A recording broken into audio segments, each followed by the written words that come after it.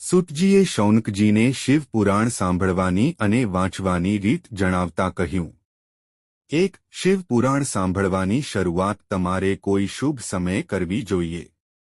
બ્રાહ્મણ પાસેથી શુભ મુહૂર્ત મેળવીને દૂર રહેતા. તમારા મિત્રો અને સગાઓને જાણ કરી આમંત્રણ આપવું જોઈએ. જ્યારે તમારા મિત્રો અને સંબંધીઓ આમંત્રણ પર આવે ત્યારે તમારે તેમનું સંપૂર્ણ આદર સાથે સ્વાગત કરવું જોઈએ.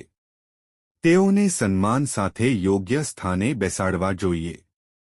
2. શિવ પુરાણ સાંભળવાનું સ્થળ શિવાલય અથવા પોતાનું ઘર હોવું જોઈએ. વાર્તા સ્થળને સાફ કરી વિવિધ છબીઓ વડે સુશોભિત કરવું જોઈએ. આ સાથે કેળ અને અત્રથી શણગારેલ મંડપ બનાવવો જોઈએ. શિવ પુરાણનું વર્ણન કરતી વખતે બ્રાહ્મણને બેસવા માટે ઊંચી જગ્યાની વ્યવસ્થા કરવી જોઈએ. 3. વક્તા પૂર્વ તરફ મુખ કરીને બેસે અને શ્રોતાઓ ઉત્તર તરફ મુખ કરીને બેસે. શ્રોતાએ વક્તા પ્રત્યે સંપૂર્ણ આદર રાખવો જોઈએ. વક્તાએ વાર્તા કહેતી વખતે મન શાંત રાખીને સંયમિત જીવન જીવવું જોઈએ. 4. વક્તા બ્રાહ્મણે દરરોજ સૂર્યોદય પછી 3.5 કલાક સુધી કથા સંભળાવવી જોઈએ. ત્યારબાદ ભજન અને કીર્તન ગાઈને તે દિવસની કથા સમાપ્ત કરવી જોઈએ. કથાની સરળતાપૂર્વક પૂર્ણાહુતિ માટે ગણેશ પૂજા પણ કરવી જોઈએ. આ સાથે યજમાનીએ શુદ્ધ આચરણ જાળવવું જોઈએ.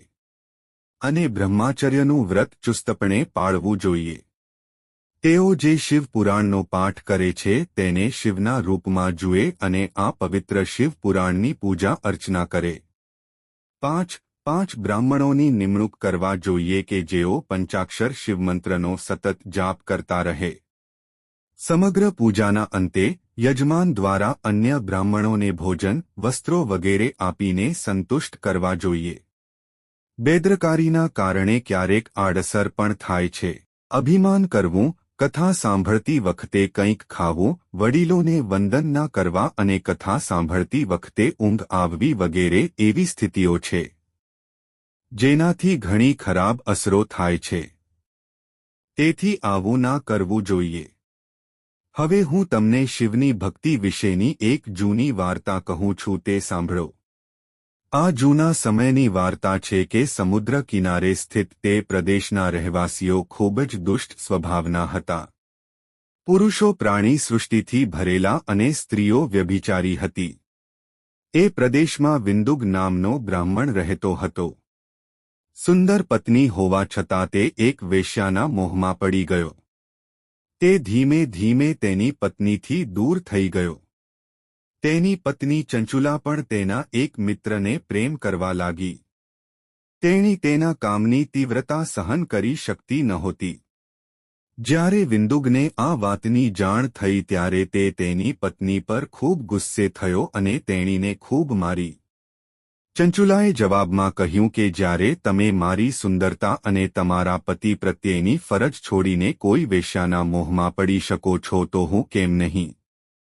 હું ક્યાં સુધી મારી લાગણીઓને કાબૂમાં રાખું? હું ક્યાં સુધી મારી ઈચ્છાને દબાવી શકું? ચંચુલાની વાત સાચી હતી, તેથી વિંદુક કંઈ બોલ્યો નહીં. તે પોતે વેશ્યાને છોડી શકતો ના હોય તેણે તેની પત્નીના એ સંબંધને મૂક સંમતિ આપી. આ રીતે પતિની સંમતિ મળતા ચંચુલા ખુલ્લેઆમ દુષ્ટ માર્ગ પર દોડવા લાગી. અંતે જ્યારે સમય આવ્યો ત્યારે હિંદુગનું મૃત્યુ થયું અને તેણે પિશાચના રૂપમાં જન્મ લેવો પડ્યો.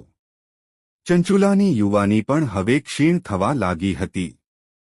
એક દિવસ તે ફરતી ફરતી ગોકર્ણ પ્રદેશમાં આવી અને ત્યાં તેણીએ એક પંડિતજીને મંદિરમાં વાર્તા કહેતા સાંભળ્યા.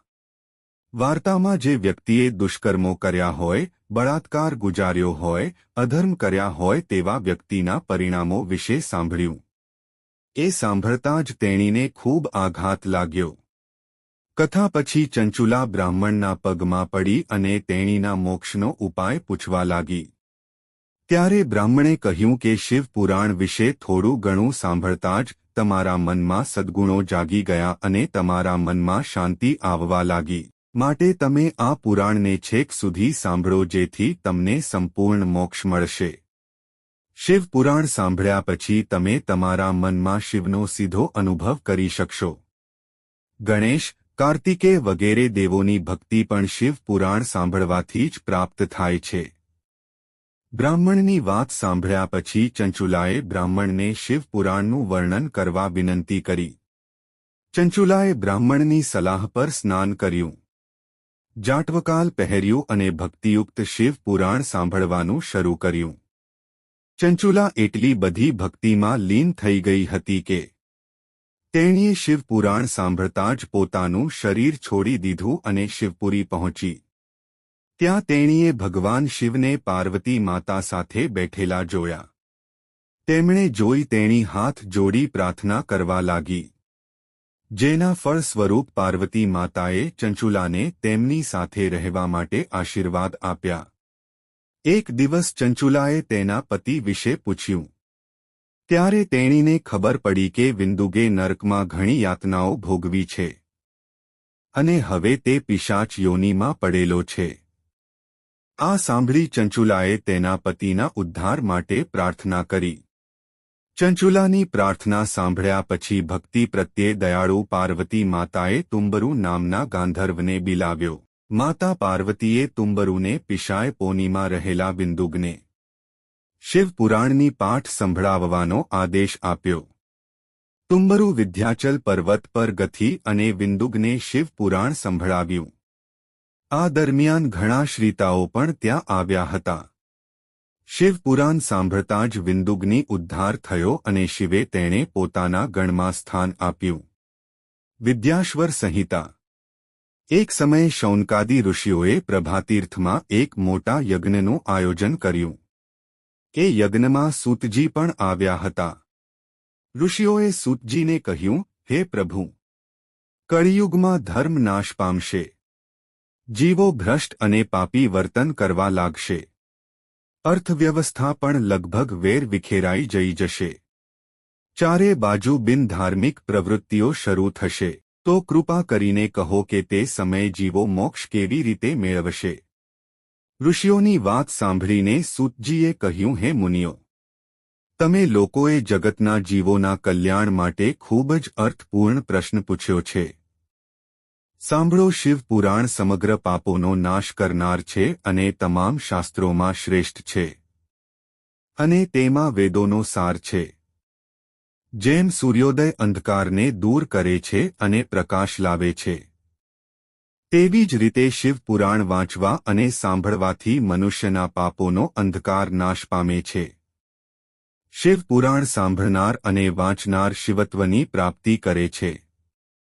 શિવ પુરાણ વાંચવાથી અનેક મતભેદો પણ દૂર થઈ જાય છે અને જીવમાં શિવોહમની પ્રબળ લાગણી જાગૃત થાય છે.